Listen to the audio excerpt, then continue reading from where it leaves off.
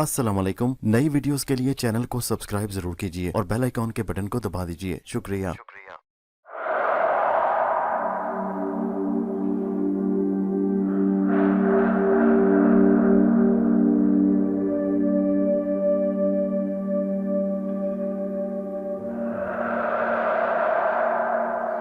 पेशे खिदमत है कहानी अंबर नागमारिया वापसी का सफर, किस्त नंबर 110, नाग का कत्ल, दूसरा हिस्सा।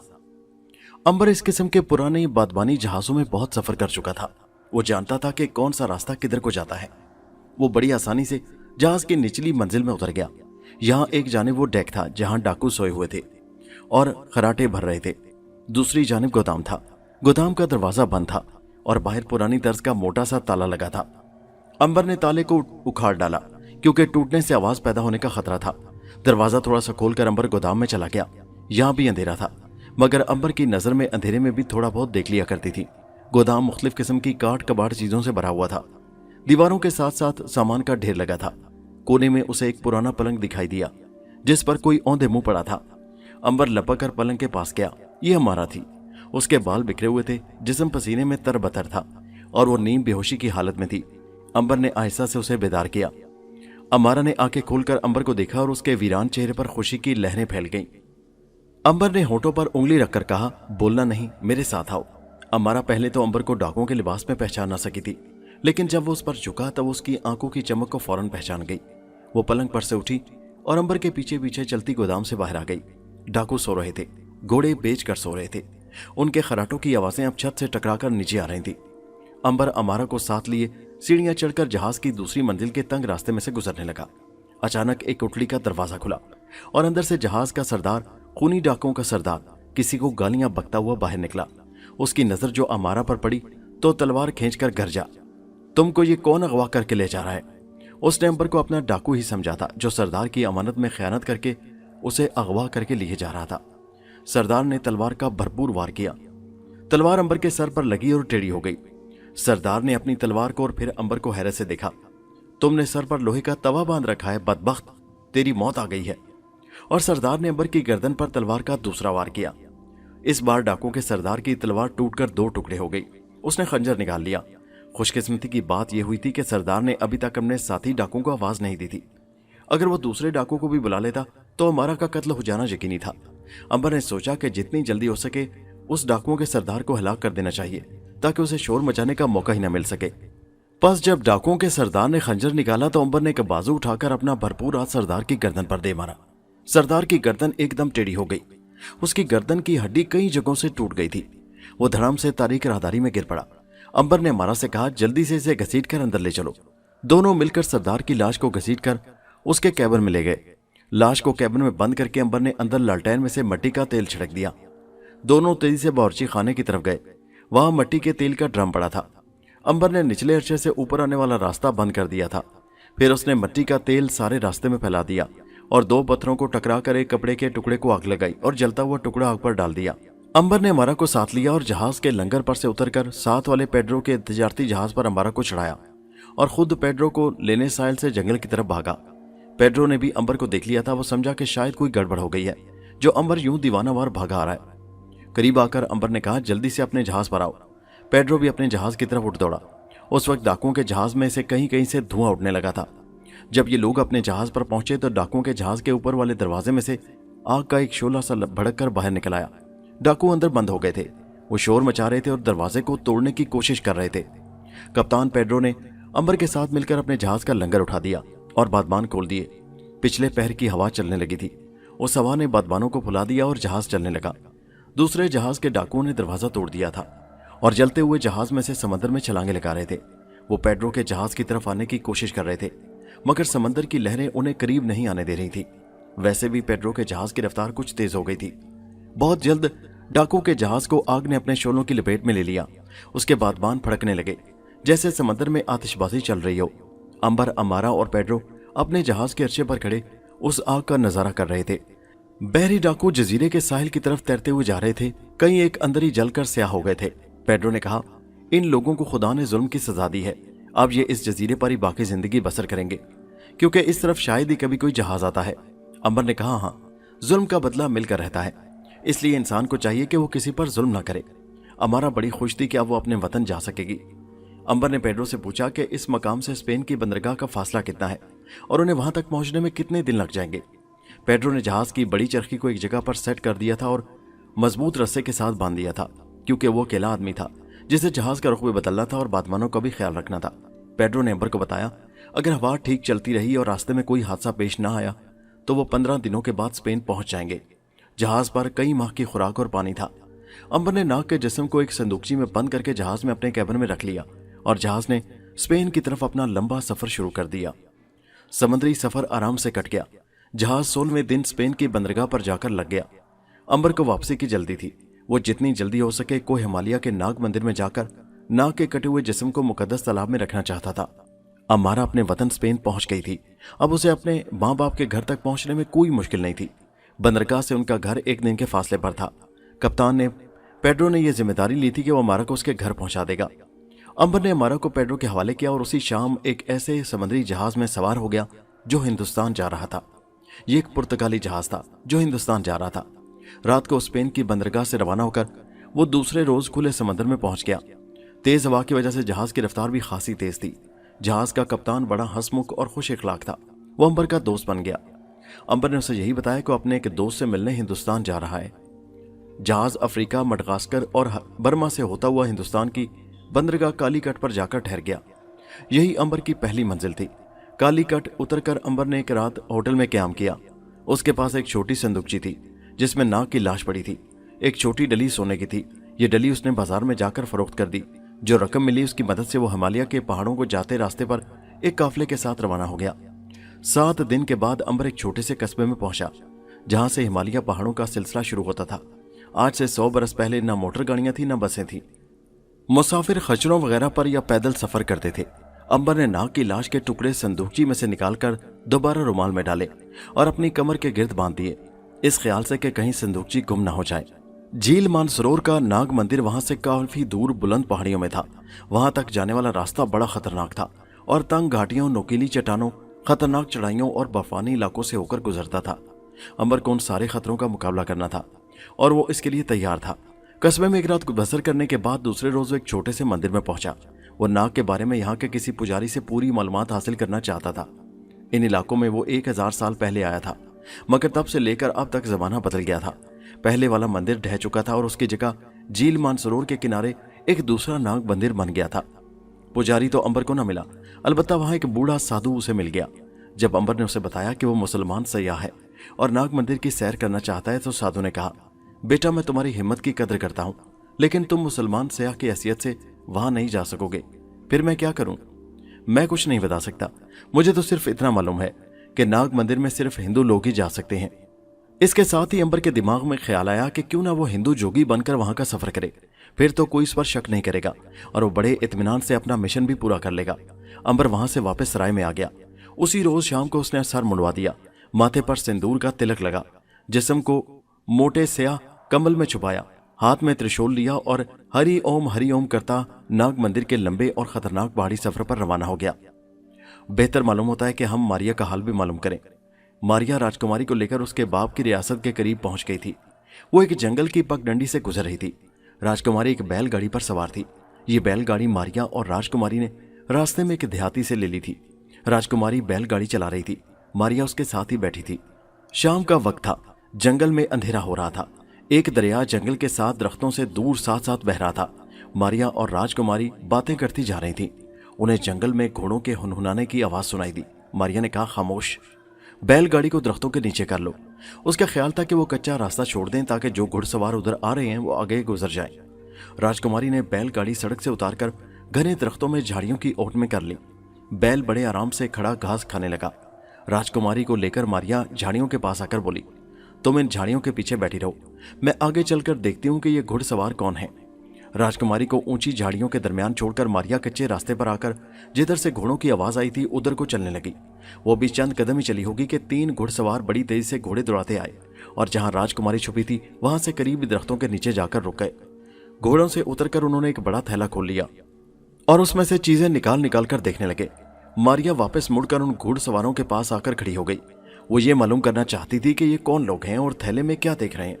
करीब जाकर मारिया ने देखा कि उन लोगों ने थैले में से एक इंसानी सर बाहर निकाल रखा है और खंजर से उसकी आंखें खुरच कर निकाल रहे हैं। मारिया उन लोगों के इस जुल्म पर कांप गई। किस कदर पत्थर दिल थे ये लोग। खुदा जाने किसका सर काट कर ले आए थे और अब उसकी आंखें निकाल रहे थे। मारिया ने गौर से देखा, सर किसी औरत का था, क्योंकि सर पर लंबे लंबे बाल थे। मारिया के देखते ही देखते उन्होंने औरत के कटे हुए सर की दोनों आंखें निकालकर फेंक दी और कह कहे मार कर हंस पड़े। वो बड़े खुश हो रहे थे। ये तीनों कातिल थे। उनकी बातों से मालूम हो रहा था कि वो किसी औरत का अभी अभी सर कलम करके लाए हैं। इतने में घोड़े के टापों की आवाज सुनाई दी। तीनों कातिल होशियार हो गए। एक ने दूर दरख्तों की तरफ देखकर कहा, इस कटे सर वाली औरत का खामिद है, आने दो। दूसरे कातिल ने तलवार खींचकर कहा, उसका भी सर काटकर उसकी बीवी के सर के साथ ले जाकर खोपड़ियां फरोख्त कर देंगे। कत्ल हो चुकी औरत का खामिद तलवार लहराता वहां आन पहुंचा। उसने तीनों कातिलों को ललकारा कि वो उनसे अपनी बीवी के कत्ल का बदला लेने आया है। ये एक बहादुराना काम था। मारिया उस आदमी की बहादुरी के एहसास से बड़ी खुश हुई, लेकिन उसका मर जाना यकीनी था, क्योंकि वो अकेला था और उसका मुकाबला 3 डाकुओं से था जो तलवार चलाने में माहिर थे। तीनों कातिल तलवारें लेकर बेचारी मरी हुई औरत के खामिद पर पल पड़े। झाड़ी के पीछे छुपी राजकुमारी ये खूनी ड्रामा बिल्कुल साफ देख रही थी, क्योंकि ये ड्रामा उसकी आंखों के सामने खेला जा रहा था।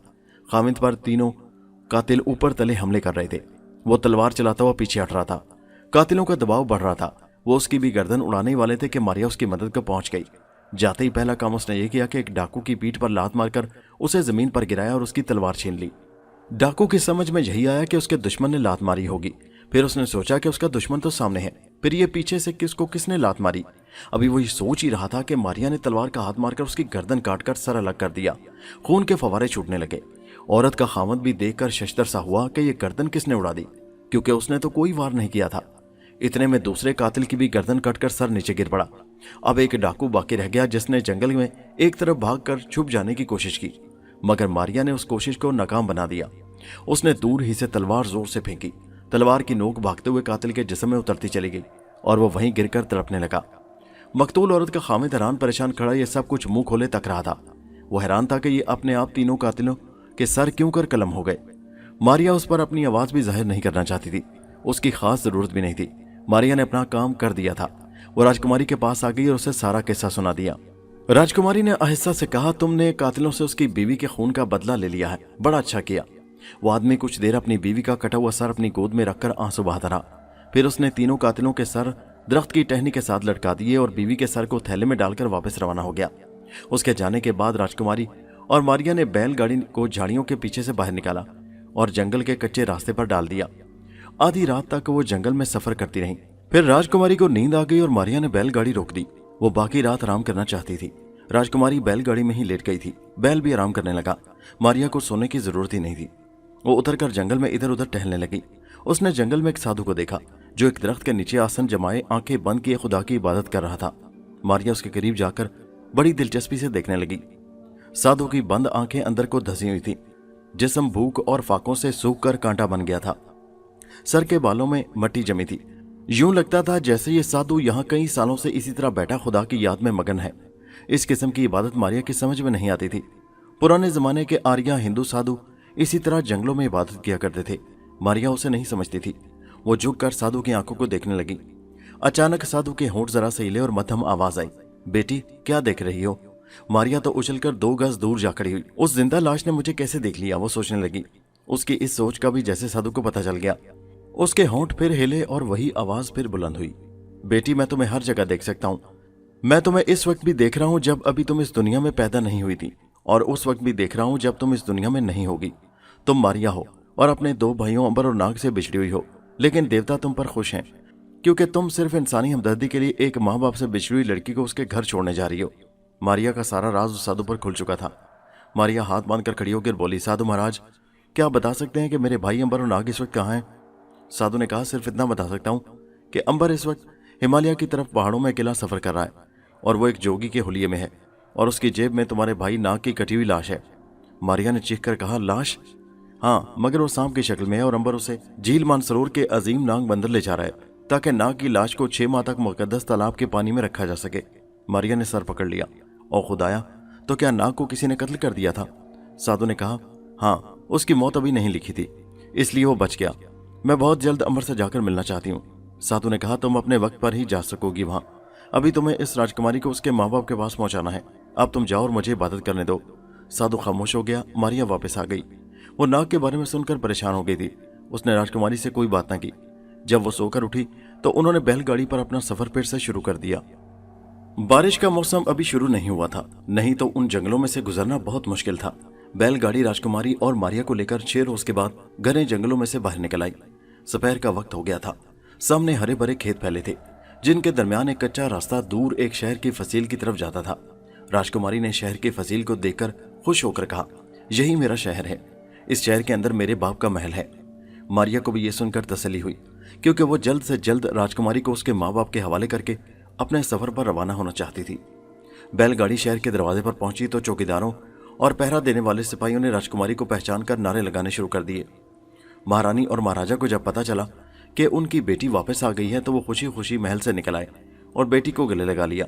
महाराजा ने पूछा, बेटी तुमने इतना लंबा और खतरनाक सफर अकेले कैसे तय किया? राजकुमारी ने कहा, मैं अकेली नहीं थी पिताजी, ये मेरे साथ हैं। राजकुमारी ने यूं ही एक तरफ इशारा किया। उसका ख्याल था कि मारिया वहां ही खड़ी होगी, मगर मारिया वहां पर नहीं थी। वो तो राजकुमारी को शहर में दाखिल होता देखकर वहां से वापस हो गई थी। वो अकेली खेतों में चली जा रही थी। अब उसकी मंजिल हिमालय के बर्फानी पहाड़ों की वादी थी। उसे कुछ मालूम नहीं था कि वो इतना खतरनाक, लंबा और मुश्किल सफर अकेली कैसे तय करेगी, मगर उसके दिल में हौसला था, हिम्मत थी। उसने इरादा कर रखा था कि वो हर हालत में अंबर को जाकर अजीम नाग देवता के मंदिर में जरूर मिलेगी। राजकुमारी की रियासत से निकलते ही मारिया शुमाली पहाड़ी रास्ते पर हो गई। ये रास्ते ऊपर हिमालय के पहाड़ी सिलसिलों की तरफ जाते। काफी अरसा गुजरा कि मारिया अंबर के साथ इन रास्तों पर से गुजरी थी। अब वो इन रास्तों को भूल चुकी थी। ये हिंदुस्तान के बड़े ही खतरनाक जंगल थे। इन जंगलों में शेर, चीते, डाकू और अजदहा बहुत थे। ये हिमालय की तराई का इलाका कहलाता था और यहाँ के शेर, हाथियों और जिन भूतों का नाम सुनकर लोग कानों पर हाथ रखते थे। मारिया के लिए उन जंगलों में से पैदल गुजरना बहुत मुश्किल काम था। सवारी यहाँ कभी कभी कोई बैलगाड़ी जाती ही मिल सकती थी, या कोई घोड़ा या खच्चर मिल जाए कि जिसमें बैठकर कुछ रास्ता तय हो जाए। मारिया दिन के वक्त राजकुमारी की रियासत से निकली थी और अब दोपहर हो रही थी। भूख प्यास तो उसे न लगती थी। हाँ, अब ऐसा जरूर होता था कि कभी कभी वो थक जाती थी। पैदल चलते चलते वो थक गई थी। रास्ते में एक पहाड़ी चश्मा आया। ऊपर घने ऊंचे सायादार दरख्त थे। बांस के झुंड दूर दूर खड़े थे। मारिया कुछ देर वहां पर आराम करने के लिए रुक गई थी। उसने यहाँ कपड़े धोए, नहाई, कपड़े सुखाकर पहने, बाल निचोड़कर उनमें कंघी की और थोड़ी देर के लिए सो गई। जब सोकर उठी तो धूप ढल चुकी थी। शाम का अंधेरा बढ़ता चला आ रहा था। एक दरख्त के साथ अनानास लगे थे। मारिया को यह फल बहुत पसंद था। उसने एक अनानास तोड़कर खाया और फिर ये सोचकर आगे रवाना हुई कि रात होने से पहले पहले कुछ और सफर तय कर ले। रात उसे उसी घने जंगल में आ गई। जंगल की रात बहुत जल्द छा जाती है और बड़ी डरावनी होती है, लेकिन मारिया उन जंगलों की रातों की आदी थी। वो अफ्रीका के घने जंगलों में रातों को अकेली सफर कर चुकी थी। फिर भी वो ऐसे जंगलों में रात को मजबूरी की हालत में ही सफर किया करती थी। उसने एक नदी देखी जिस पर एक जगह एक चट्टान ने साया डाल रखा था। उस चट्टान पर जंगली अंगूरों की बेल चढ़ी थी। यहाँ बड़ी ठंडक थी। चट्टान के छज्जे के नीचे थोड़ी सी जगह खाली थी जहाँ छोटी छोटी घास उगी हुई थी। मारिया को यह जगह बहुत पसंद आई। वो आराम करने के लिए यहाँ रुक गई। रात का अंधेरा फैल गया। सारा जंगल दरख्तों पर बसेरा करते और दूर दूर से अपने घोंसलों को वापस आते परिंदों से गूंज उठा। कुछ देर बाद ये आवाजें खामोश हो गईं। सारा जंगल सुनसान हो गया।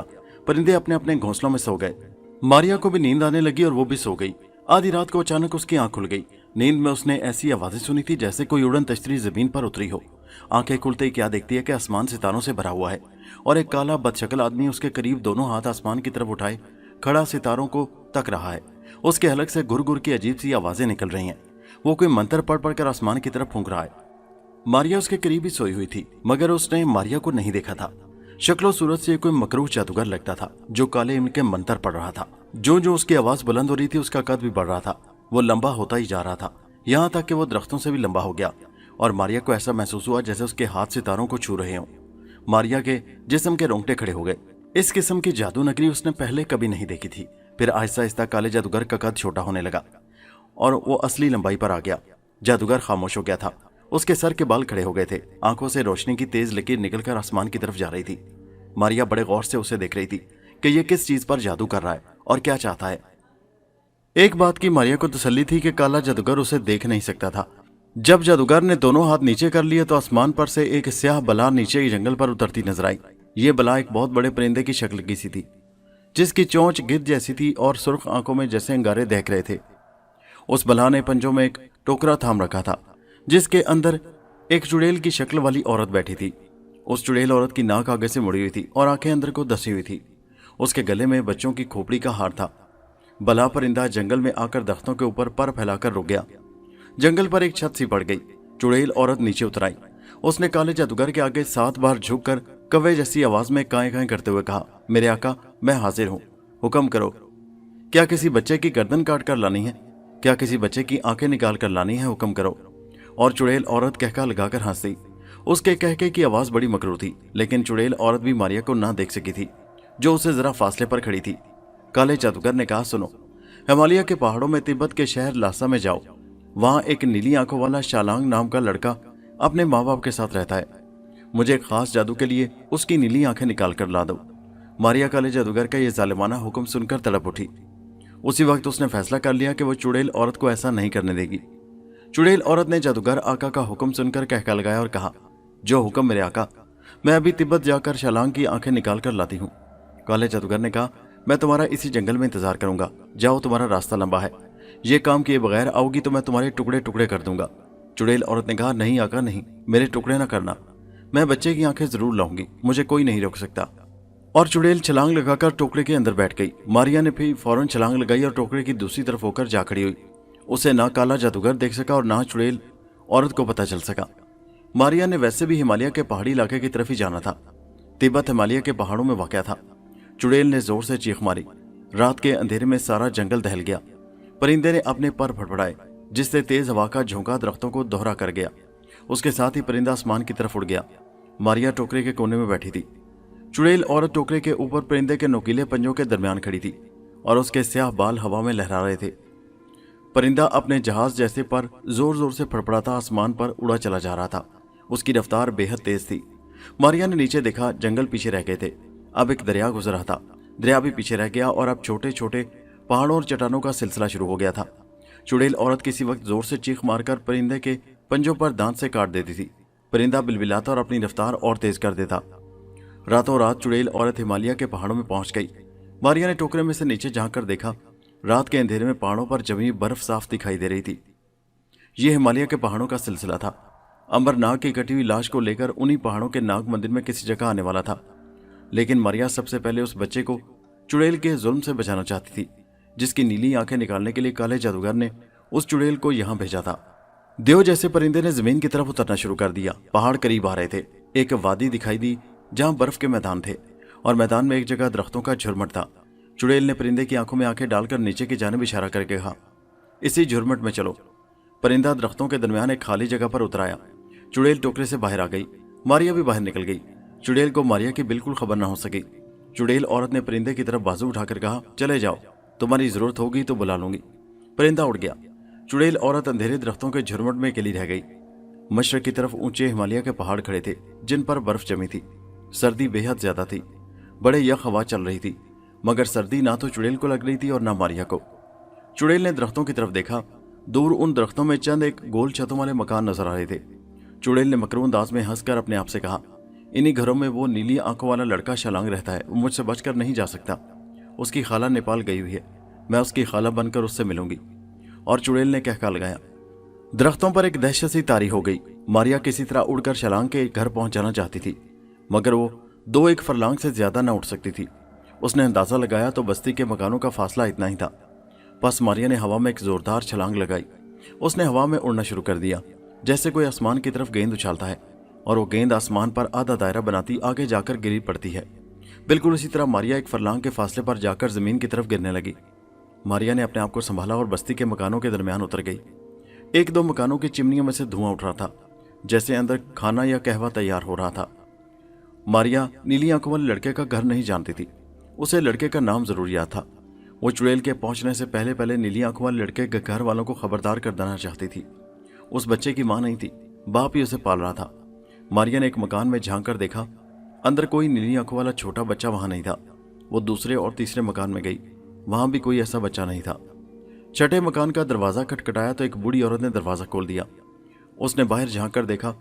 सख्त हवा का झोंका उसके मुंह से टकराया। उसने देखा कि बाहर तो कोई भी नहीं है। मारिया हालांकि वहां खड़ी थी, लेकिन उसे नजर नहीं आ रही थी।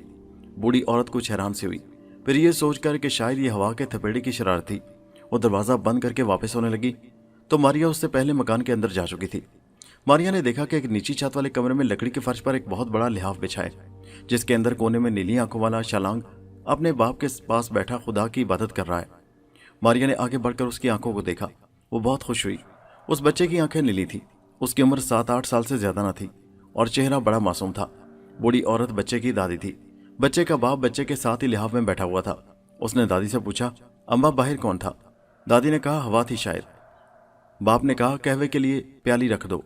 फिर उसने खुदा की इबादत करते अपने बच्चे की पेशानी चूमकर कहा, शालांग बेटा अब दुआ मांगो।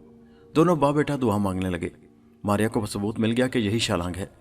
वो उस घर में एक तरफ खड़ी हो गई और दरवाजे की दर्जों में से बाहर सुबह की हल्की हल्की सफ़ेद धुंध में चुड़ैल को देखने की कोशिश करने लगी, जो उस बच्चे की नेपाल वाली खाला के रूप में चली आ रही थी। मारिया ने सोचा कि क्यों ना वो चुड़ैल खाला के आने से पहले ही उन लोगों को उसके मकर से खबरदार कर दे।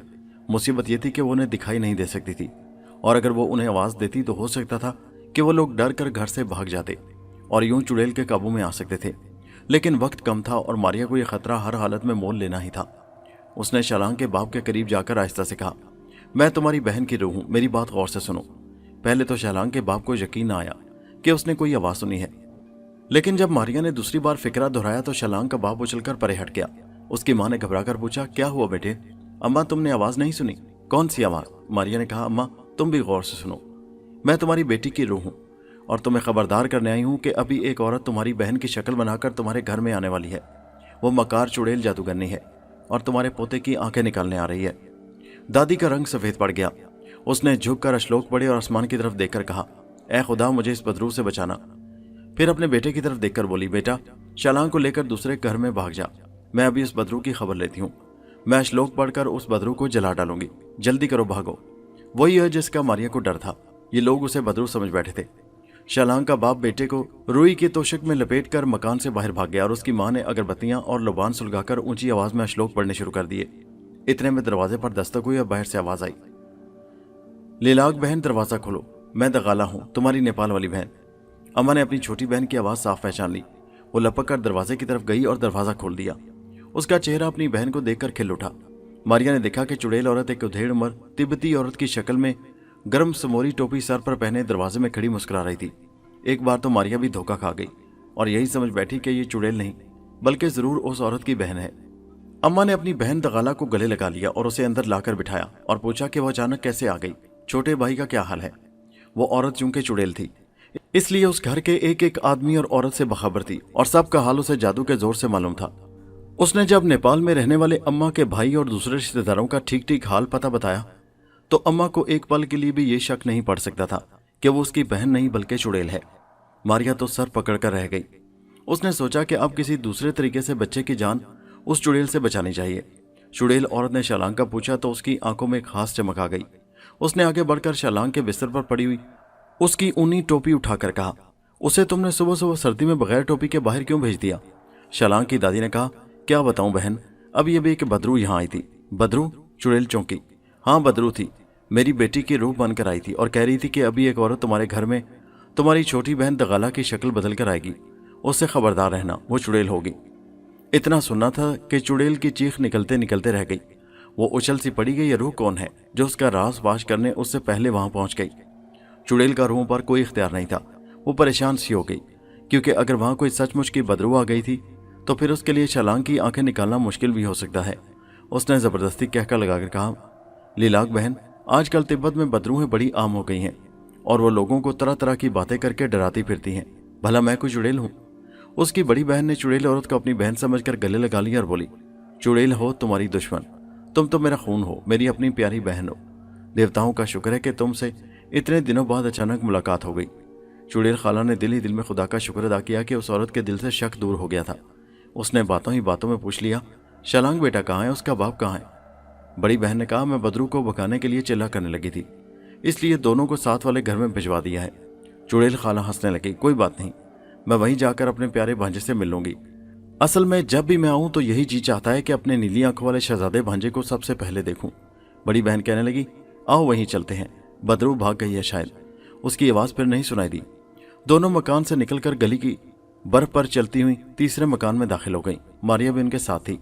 अब वो शालांग की दादी और बाप से कोई बात नहीं करना चाहती थी। उसने यही फैसला किया था कि उस चुड़ैल को हिला करके शलांग की जिंदगी बचा लेगी और फिर अंबर की तलाश में नाग मंदिर जाएगी। तीसरे मकान में चुड़ैल खाला ने शलांग की नीली आंखों और सर के सुनहरी बालों को देखा तो बड़ी खुश हुई। यही उसका शिकार था। उसी बच्चे की उसने नीली आंखें निकालकर काले जादूगर को जाकर देना थी। काले जादूगर के वो कब्जे में थी।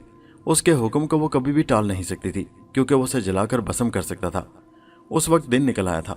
चुड़ैल जादूगरनी ने सोचा कि आधी रात को जब घर के सारे लोग सो रहे होंगे तो वो शलांग की आंखें निकालकर फरार हो जाएगी। मारिया भी चौकस हो गई थी। वो शलांग की निगरानी कर रही थी। मारिया के दिल में ख्याल आया कहीं ऐसा ना हो कि उसकी ताकत का चुड़ैल पर कोई असर ही ना हो और वो उसके देखते ही देखते मासूम बच्चे की आंखें निकाल कर ले जाए। एकदम से मारिया ने दूसरा फैसला कर लिया कि वो ना वो खुद शलांग को वहां से उठाकर पहाड़ों में ले जाए और बच्चे को किसी महफूज जगह पर छुपा कर वापस आए और चुड़ैल का मुकाबला करके उसे हलाक करने की कोशिश करे। ये अच्छा ख्याल था। इसमें कम से कम मासूम बच्चे की आंखें बच जाती थीं। मारिया साथ वाले घर में गई। शलांग का बाप बाहर गया हुआ था। उसकी दादी अपनी नकली बहन की आवभगत करने में लगी थी और चुड़ैल बहन मकार आंखों से शलांग को देख रही थी, जो करीब लिहाफ पर बैठा लकड़ी की स्लेट में मेख ठोंक रहा था। चुड़ैल उसे आंखों से दूर नहीं होने देती थी। कहती थी कि उसे बच्चे से बड़ी मोहब्बत है। असल में वो शलांग को निगाहों से इसलिए ओझल ना होने देती थी कि कहीं वो इधर उधर भाग ना जाए। मारिया को एक तरकीब सूझी। उस बस्ती के साथ ही पहाड़ी ढलान पर एक बर्फ का तोदा रुका हुआ था। वो अपनी जगह पर जम गया था। मारिया ने पहाड़ी पर जाकर उस तोदे को अपनी जगह से हिला दिया तो वो एक गिड़गिड़ाहट के साथ रेंगने लगा। सारी बस्ती में शोर मच गया कि बर्फ का पहाड़ गिरने वाला है, भागो भागो।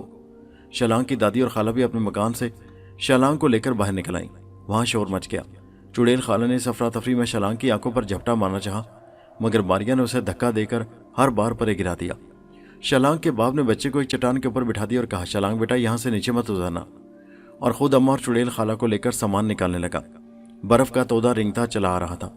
उसके रेंगने से बड़ी भयानक गूंज पैदा हो रही थी। मारिया के लिए यह सुनहरी मौका था। वो हवा में उड़ती हुई चट्टान की दूसरी तरफ से ऊपर आ गई। उसने आते ही शलांग की आंखों पर हाथ रख दिया। शलांग एकदम गहरी नींद सो गया। फिर उसने उसे उठाया और चट्टान के ऊपर से दूसरी जानिब छलांग लगाकर हवा में उड़ना शुरू कर दिया और शलांग को लेकर एक पहाड़ी गार में आ गई। उस गार में सख्त अंधेरा था। मारिया शलांग के लिए कोई अच्छी पनाहगाह तलाश कर रही थी। गार आगे जाकर बंद हो गई थी। उसकी छत पर एक छज्जा सा बाहर निकला हुआ था। मारिया ने शलांग को उस छज्जे के ऊपर लिटा दिया और खुद गार से बाहर निकलकर उसके मुंह पत्थरों से बंद कर दिया। सिर्फ इतनी जगह खाली रह गई कि अंदर से ताज़ा हवा जाती रहे। इस काम से फारे होकर वो वापस बस्ती की तरफ चल पड़ी। बस्ती में जाकर उसने देखा कि पहाड़ी ढलान पर बर्फ का तोदा अपने आप रुक गया था और बस्ती वाले वापस अपने अपने मकानों में आ गए थे। मगर शलांग के घर में कोहराम मचा था, क्योंकि शलांग गुम हो गया था। उसकी दादी और बाप गम के मारे बुरा हाल था। चुड़ैल भी बेहद परेशान थी। वो तो इसलिए परेशान थी कि उसका शिकार उसके हाथ से निकल गया था और अब उसे अपनी जान का खतरा था। अगर बच्चे की नीली आंखें लिए बगैर वापस गई तो काला जादूगर उसे जिंदा नहीं छोड़ेगा। चुड़ैल परेशानी की हालत में इधर उधर फिर रही थी और शलांग को आवाजें दे रही थी।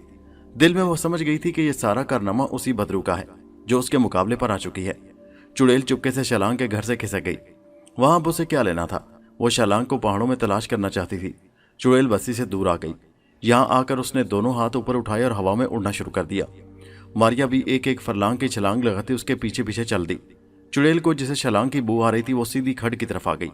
खड्ड में उतरते ही उसने गार की तरफ चलना शुरू कर दिया। गार का मुंह पत्थरों से बंद था। चुड़ैल ने पत्थरों को नाक लगाकर सूंघा और चीख कर कहा, मेरे आका तुम्हारा शिकार इसी गार में है। और फिर वो दीवानों की तरह जोर जोर से कहके लगाने और नाचने लगी। कहाँ हो तुम ए बदरू, तुम हार गई हो, मैं जीत गई। मैं काले पानियों की चुड़ैल हूँ, तुम मेरा मुकाबला नहीं कर सकती, तुम हार गई। चुड़ैल बाल खोले सर को हिला हिलाकर कहके लगा रही थी। अब वो असल चुड़ैल की शक्ल में सामने आ गई थी। उसकी सूरत देखकर खौफ आता था। चुड़ैल गार के मुंह पर रखे हुए पत्थरों को हटाने लगी। मारिया ने सोचा कि अगर ये अंदर चलेगी तो बच्चे की जिंदगी खतरे में होगी। उसे किसी न किसी तरह बचाना चाहिए। ये सोचकर वो गार के पत्थरों के दरमियान से गुजर गई। वो एक रूह की तरह हर शय के अंदर से गुजर सकती थी। गार में दाखिल होते ही मारिया भागकर शलांग के पास पहुंची। वो छत के साथ बाहर को उभरे हुए पत्थर पर उसी तरह बेहोश पड़ा था। मारिया ने पूरी ताकत के साथ गार के सामने वाली दीवार को ठोकर मारी। दीवार में एक गिड़गिड़ाहट के साथ शगाफ पड़ गया और दूसरी तरफ से हल्की हल्की रोशनी आने लगी। मारिया ने शलांग को गोद में उठाया और शगाफ के अंदर दाखिल हो गई। उसे कुछ खबर नहीं थी कि वो दूसरी तरफ क्या है, मगर वो हर हालत में चुड़ैल के पंजे से बच्चे को बचाना चाहती थी। उसके पीछे चुड़ैल भी पत्थरों को हटाकर गार में दाखिल हो गई थी। उसे बच्चे की बू बड़ी तेज आ रही थी। वो गार के आगे आई तो देखा कि एक शिगाफ दीवार में बना हुआ है जिससे रोशनी बाहर आ रही है। चुड़ैल भी उस शिगाफ में से गुजर गई।